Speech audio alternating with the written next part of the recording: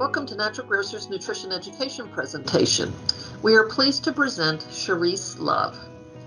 Cherice's blog, To Divinity and Beyond, began as an insightful vegan lifestyle blog created from the personal experience Cherice encountered on her own transition to becoming vegan almost 5 years ago.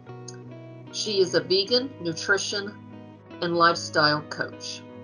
Today, Cherice will be demonstrating a vegan gluten-free crab cakes and dill sauce. Welcome, Cherice. Hello everybody, welcome to Cooking with Love. I am Cherice Love, a self-taught vegan gluten-free chef and also a lifestyle nutrition coach. And in collaboration with Natural Grocers, I am the creator and owner of To Divinity and Beyond. So thank you for joining us today. Today we are going to be making crab cakes with a special smoky quinoa and also my favorite dill sauce. This recipe is available in my book, The Detox Workbook for Beginners. This book has a lot of detox recipes, but also I have included plant-based vegan gluten-free recipes as well. So make sure you guys check that out. Without further ado, let's get started. For this recipe, you're gonna wanna plan a little bit ahead of time because there are I would say about 2 to 3 parts to this. So for the crab cakes, there's gonna be 2 separate parts where you have to put the crab cakes into the freezer to set a little bit. So make sure you guys plan ahead of time and make sure you have enough time to make everything before dinner. Tonight, I'm going to be cooking for the family, so I have prepared for that. I am doubling the recipe. So what you want to start off with, in the recipe, I say to use 2 cans of heart of palm. Here I have 4 cans. And I like to use the whole hearts instead of the cut up salad pieces, just because I feel like I get a little bit more. And then also for the first part of making these crab cakes, you're gonna wanna get a bell pepper. You can also use a tomato if you don't have a bell pepper. You wanna use a white onion and also some fresh garlic. So just like when you're using bell peppers, make sure that you core it and you seed it. Make sure you take out all of the seeds in the middle. So that's what we're gonna do here. Ooh.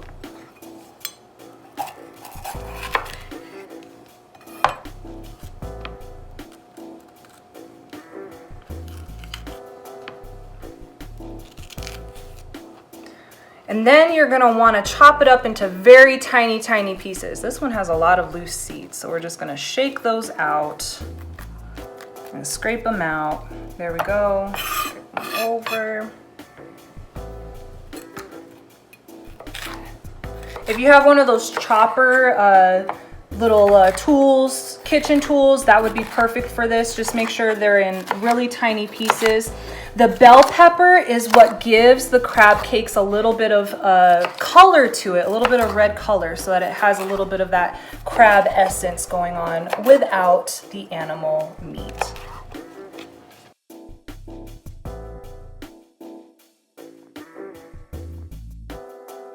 They don't have to be perfect, we just want them to be small. And if you're using the one recipe, so I'm doubling it, so if you're just using one full recipe, you just want to use half a bell pepper. You don't have to use the whole entire thing. And dice them up even smaller.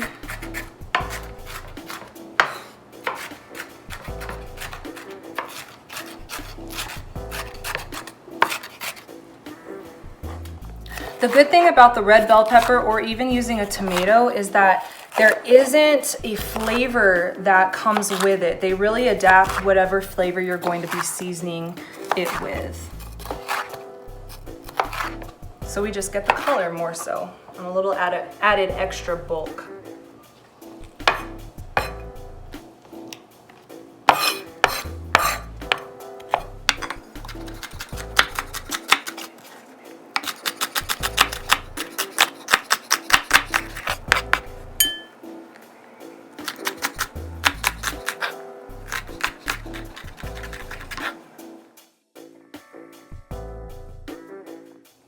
So the next thing you're going to want to add is a half a cup of finely chopped onion. So you guys see here, I only have approximately, I would say like 3/4 of an onion. Now I always mention that my recipes are just an approximation. I want to encourage each and every one of you to go with what you're feeling and what you prefer. So if you like more onions or less, go with that, all right?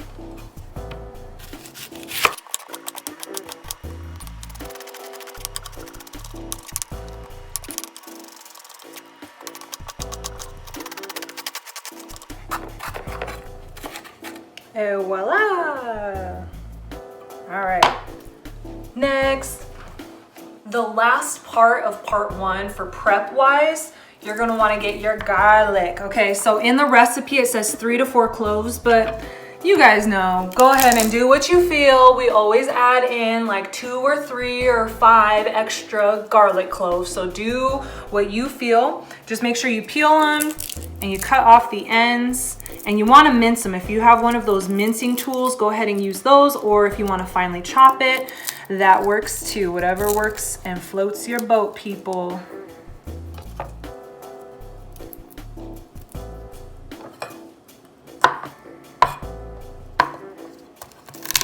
A little tip here, this is how you can de-shell. I don't even know if that's a word for doing this for garlic. But to take the outside peel off, you can smash it with the side of your knife. It's a lot easier than trying to just pick it apart. As you can see, badam. Oop, we got a nasty one. Let's cut that off. And cut off that end right there. This is why it's always good to have a couple extra garlic, because you never know what's behind the peel. Am I right or am I right?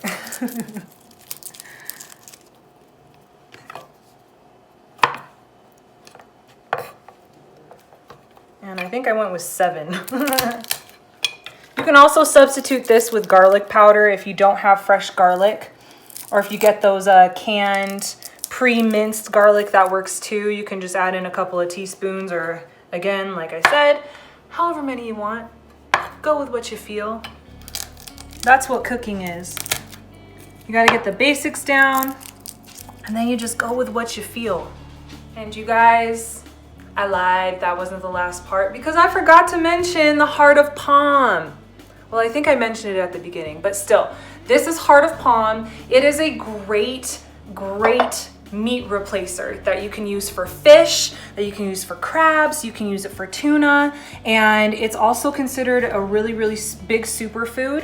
Has a lot of good nutrients with it, and it's super delicious. It sort of has like the brine that it's in, it's sort of fishy, I guess you can say. Well, from what I remember what fish tastes like, but it's a great seafood replacer. Once you have all of your veggies prepped, your onions, red bell pepper or tomato, garlic, and then your heart of palm drained, you want to go ahead and set a pan, a pretty large pan, on top of your stovetop at about, I would say, like a medium-high heat. And then you want to add in a little bit of oil just to protect from sticking. I love avocado oil. It is really good for you, and it doesn't have any flavor to it, and it's also good for high heat. So we're just going to drizzle a little bit in here to help prevent sticking with the garlic.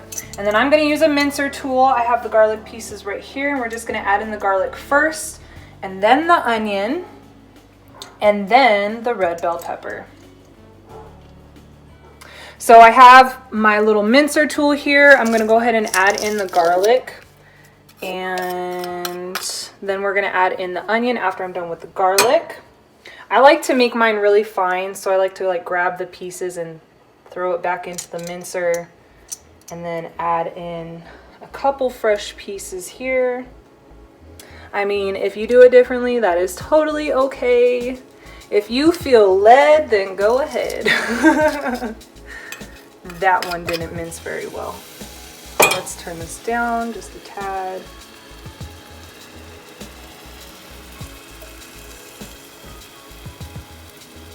And I might just have to grab my cutting board and just cut this up, because this mincer is a little bit, it's It's acting a little janky. I mean, it's smashing it in there, but it's not really pressing it in through the holes.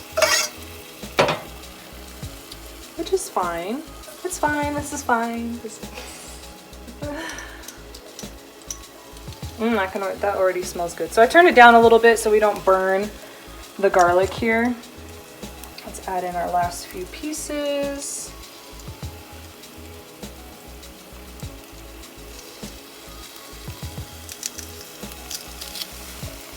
As you can see, it's not really coming out very well. But it's okay. We make it work. Make it work with what we got, how we do. So we're just gonna keep smashing it.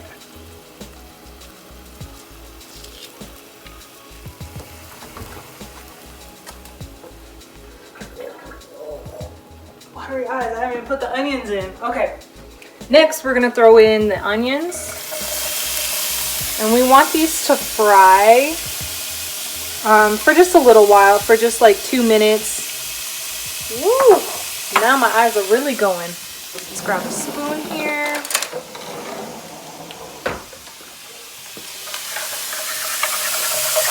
Make sure it doesn't stick. Get it going. Wow! This is real life happening right now, you guys. Oh, I'm gonna wipe my tears. That onion did not like me. Oh. Whoa, okay. Here we go, back at it. So we're just gonna stir these up a little bit. Get them all mixed in. If you see any large chunks of garlic, like how mine were, just separate them, chop them up a little bit. Turn this up a little. All right. Let those cook on a little saute there. So they're starting to turn translucent here.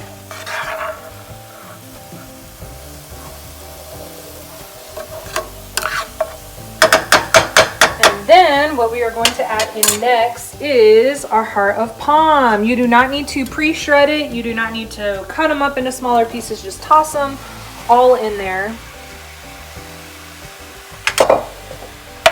Get them all flat if you can.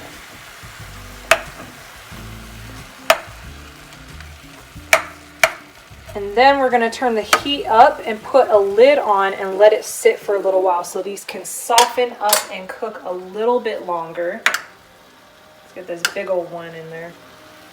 Come on. Try to get the thicker ones to touch the pan because then they'll cook a little bit, they need a little bit longer cooking. Then we're just going to turn this up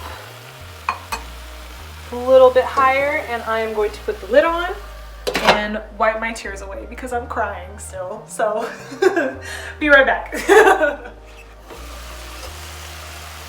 And your heart of palm should look like this. There is moisture in it, so that's what you see boiling at the bottom. I turned it down just a little bit so that way we're not completely cooking the onions and garlic all the way through, but give it a good stir. Let some of the heart of palm that haven't touched the bottom of the pan, let them touch the pan so they can get a little cooked in there. I'm actually going to move this forward.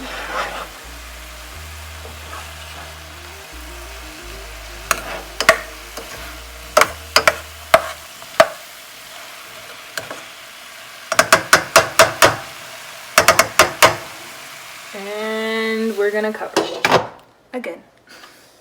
In the recipe, I say to mash up the heart of palm before putting them in the pan.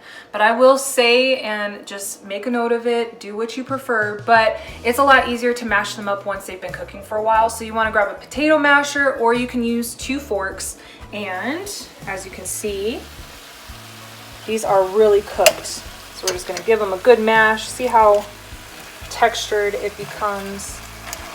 You can see that some of them still need a little bit more cooking, but we're just going to give them a good mash. Throw that moisture back in there.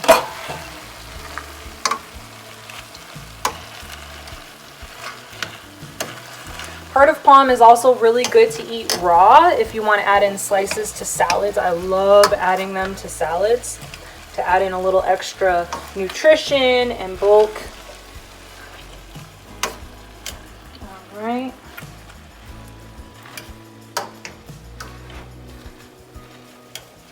And look at that texture. This is the texture that you want to go for, minus the big chunks that we still have in here.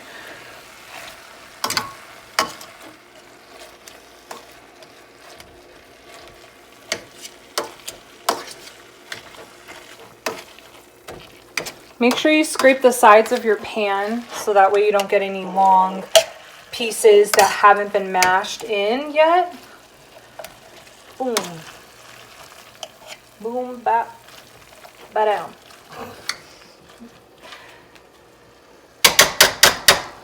And then just I've lowered it down to about a 2. It's already pretty hot. That's why it's still sizzling. So I'm just gonna cover it for just a little bit longer, and then we're gonna add in the red bell pepper pieces, seasoning, and a little bit of flour so we can form our crab cakes.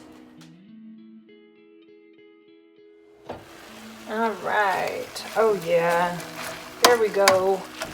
That is great. Now if you still have some larger pieces, it is okay. Not all of it has to be exactly the same texture. We want it to be some thicker pieces, some longer pieces, some mushed up pieces. We want it to be a different texture all the way around, just a variety.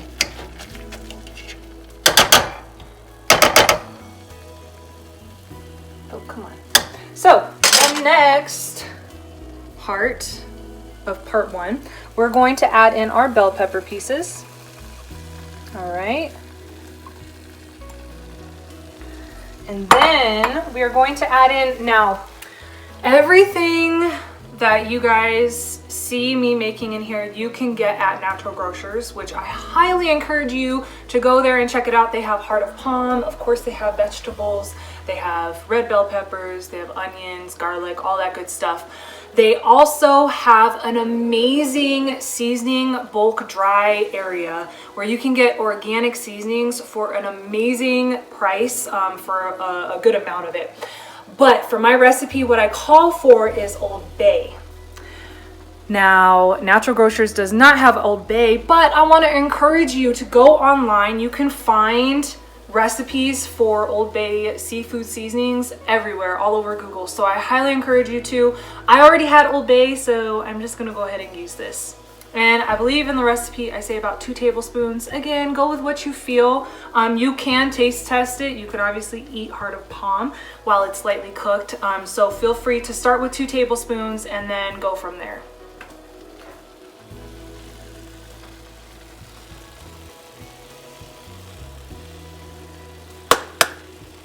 And one more thing that is not in the recipe. This is something that I discovered after I already made my book and I already had made crab cakes for a while. I am actually going to add in some dry roasted seaweed in here. So I got some seaweed sheets and I just crumbled it up and chopped it up into smaller pieces. This will add a little extra fishiness to your crab cakes, and seaweed is delicious. I absolutely love it. It has great nutritional value to it, and it's just good. So we're gonna add that in.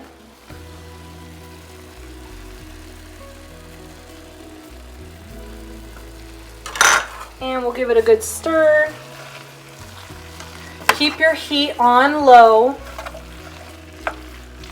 We want the bell peppers to get cooked into the heart of palm. And the seaweed is going to turn a little bit, go from dry to moist. So keep that in mind.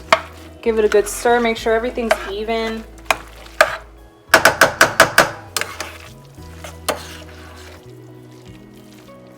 Make sure you get these pieces. Look at this piece right here, still pretty long. So we want to get that on the bottom so it can get cooked. It's still a little hard too. So we're gonna put some stuff on top of it to cook it a little bit longer. And then put put your lid back on and let it cook for just a little bit longer. And while those are cooling, a great time to clean up your dishes is right now. Always clean as you go, guys. It just makes kitchen life so much easier, and the cleanup afterwards is so much easier than having to do it all at once. So we're gonna do that right now.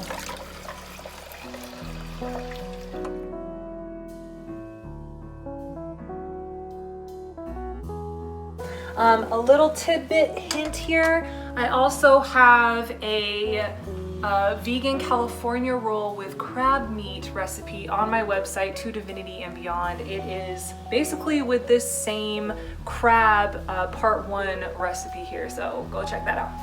So what we're gonna do next is I am going to turn off the heat. I turned off the heat here, and I'm going to remove it from the heat. All right. And then I have gluten-free baking flour. I love Bob's Red Mill. You can get this at Natural Grocers. Of course, Natural Grocers is known for all of their gluten-free options. Really amazing for those of you that are like me and have to be gluten-free and can't eat regular flour. So we're gonna add in about 1/4 cup, a little bit more than 1/4 cup of flour into our crab mix here. All right, so we've got 1/4 cup here. Now, do not overdo it on the flour because we don't want the mix to taste like flour, which it could definitely happen. So give it a good amount. So I'm gonna do about like, maybe that's like an 1/8 cup, a little more than an 1/8 cup. And then we're just gonna mix it all together.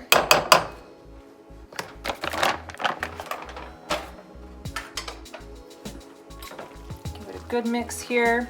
What this does is it helps bind everything together because we're going to be making actual crab cakes, and we need everything to stick together, and it's going to give it a nice thickness to it too.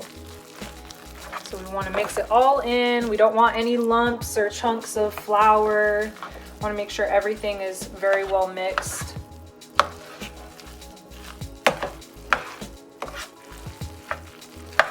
You can see that it's already starting to thicken up just from me mixing it right now.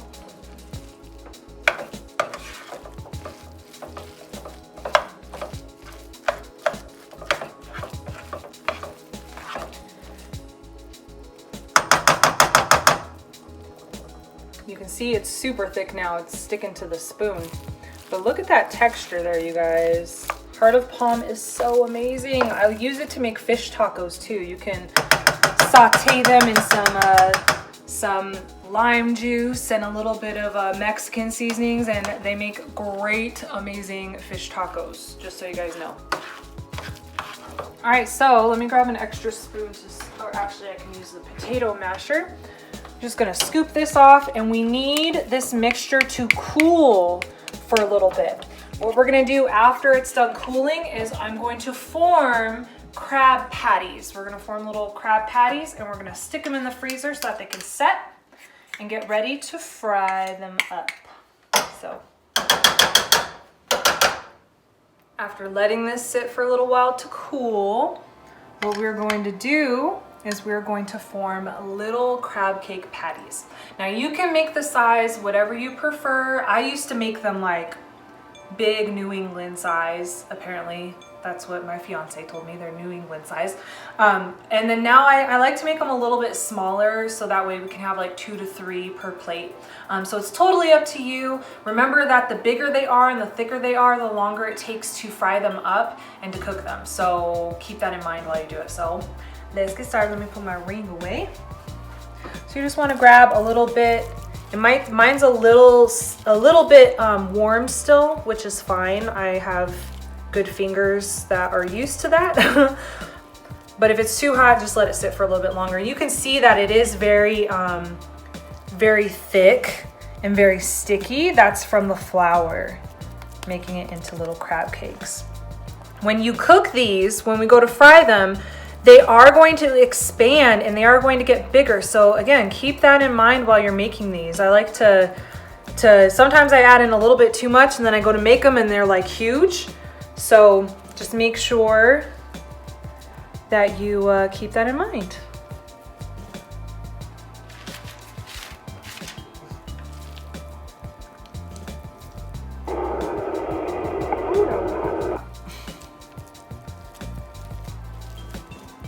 Now I'm cooking for 4 tonight, so I'm trying to make sure that everybody has at least like 3. I know that my mother-in-law, she eats a little bit less than the rest of us, so I always keep that in mind. So I want to make a total of 12 out of this batch here. And depending on the size, you know, you can make anywhere between like 6, I would say 6 to 8 crab cakes with just one batch, but if you're doubling, you should be able to get at least 12, if not 13 or 14. I'm just rolling it in a ball and then smashing it into a smaller cake, little cake size. Try to keep everything in. If you have little strings, like little heart of palm strings sticking out, just sort of stick them back in. That's where the flour really comes handy. It's helping keep it all together. Oh, and you guys, always make sure you wash your hands before you start doing this. Just wanted to add that in there. Because, you know, I don't need to say anything. You guys know. You can see these are here's some thicker pieces. I'll just take my finger and like smash them down a little bit more, so that way they fit in with the patty.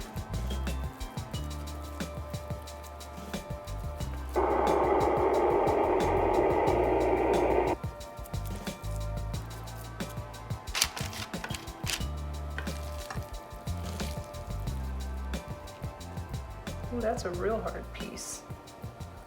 You can see it's still very stringy, and sometimes that happens, you know, heart of palm. Some cans you might have 1 or 2 pieces of heart of palm that have more of a thicker, not as soft texture to them. And you know, it's the gamble you take with any vegetables, fruit or vegetables that you get. You just never know what you're gonna get at the end of the day. So you can still eat it.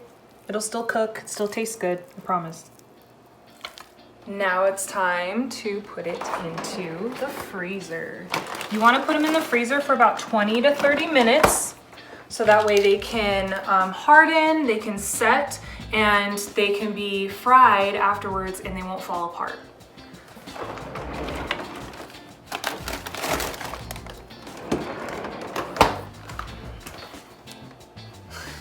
So while the crab cakes are cooling, we're gonna go ahead and get our quinoa started. So I already have some boiling water here. I have a little less than 2 cups of quinoa. That's all I had left. So we're gonna pour that in here, give it a good shake, and then we're just gonna cover it and put on low heat until it is fully cooked. Another thing that you can get started on while the crab cakes are cooling and the quinoa is cooking is your dill sauce. It's super easy to make. You just want to get 1 cup of vegan mayo. I know that Natural Grocers has options available as far as vegan mayo goes. Follow Your Heart is one of my favorites, and there are other brands at other stores that are really good too if you're not going to Natural Grocers. So we got 1 cup of vegan mayo. Then we have a 1/2 cup of ketchup.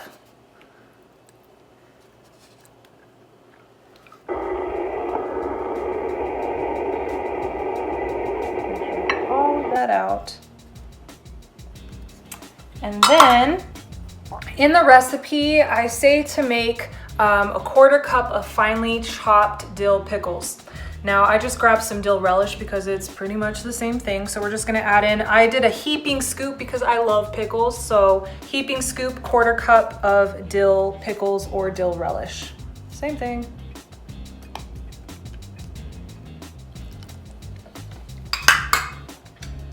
Then we have about a 1/2 teaspoon of smashed or finely chopped capers. I went ahead and smashed them, so we're just gonna go ahead and just bloop, scoop them on in there.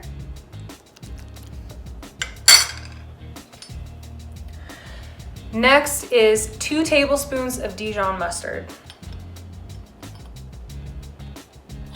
We're just gonna scoop it, do a guesstimate.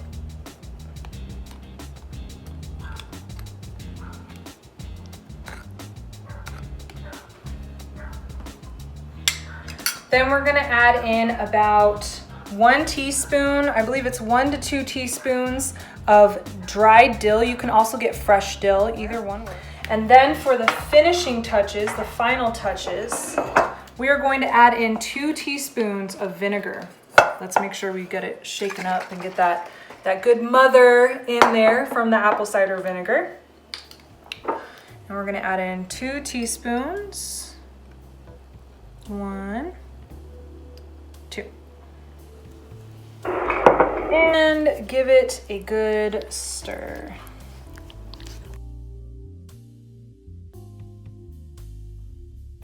The ketchup adds in a nice sweetness to it with the tanginess of the pickles and the capers and the vinegar.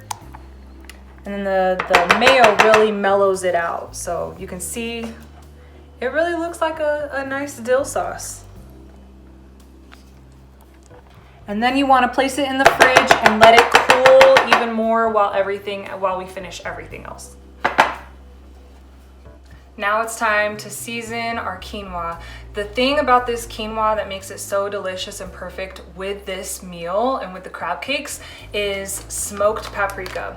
Remember those seasonings I was telling you guys can get at natural grocers? Well, this is what they look like. You get a really good amount for a really good price, and they're all organic. So you want to do about 2 teaspoons of smoked paprika and then 2 teaspoons of pink salt or sea salt.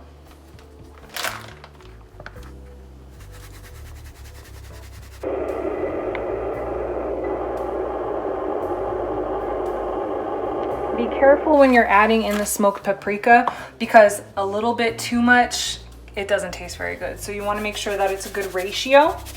So I have on the recipe 3 cups to about 2 teaspoons of both. We'll give it a good stir here.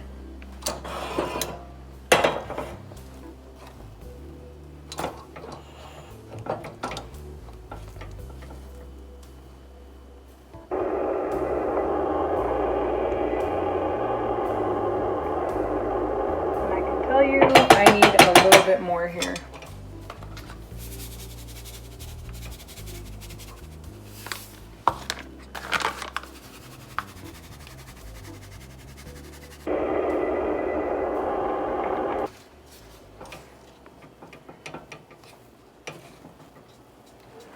And it's time to get our crab cakes out of the freezer. They are nice and solid.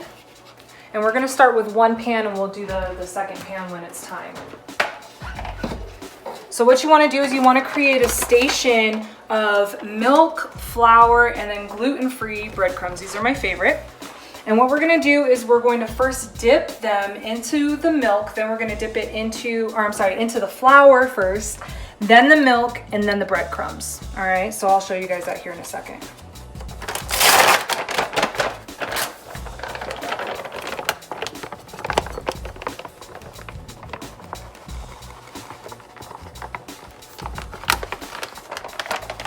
I'm using almond milk. You can use almond, coconut, or cashew.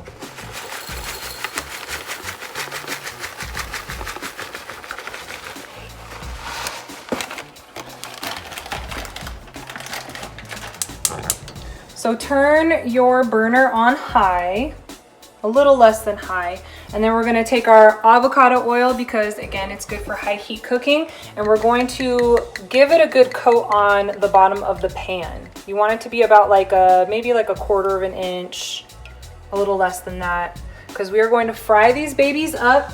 You can also use an air fryer, just use a little bit of oil spray and that will work too. So we're gonna get this started and get this heated up and we'll start dipping and frying.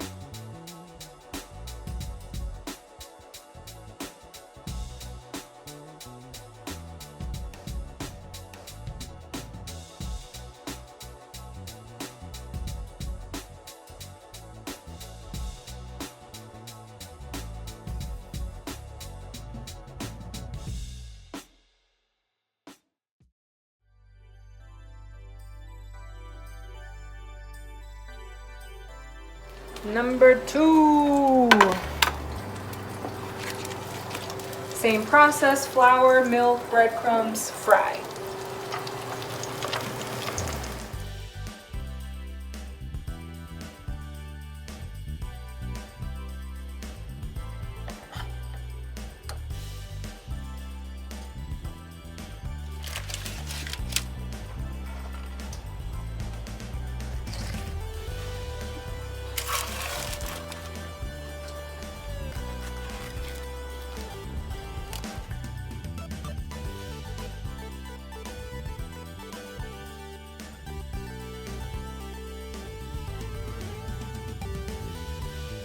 bon appetit. Give you guys a nice little taste test. Look at that texture with the sauce. Make sure you get sauce on your quinoa because it tastes so bomb.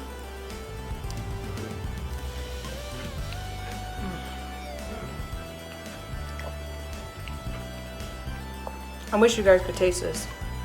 Look at that. So good. So good. If you guys try it, if you make it, let me know. Tag me, tag Natural Grocers, leave a comment. Let me know how you guys like it. Hope you guys enjoyed. Thank you for joining me with Cooking with Love.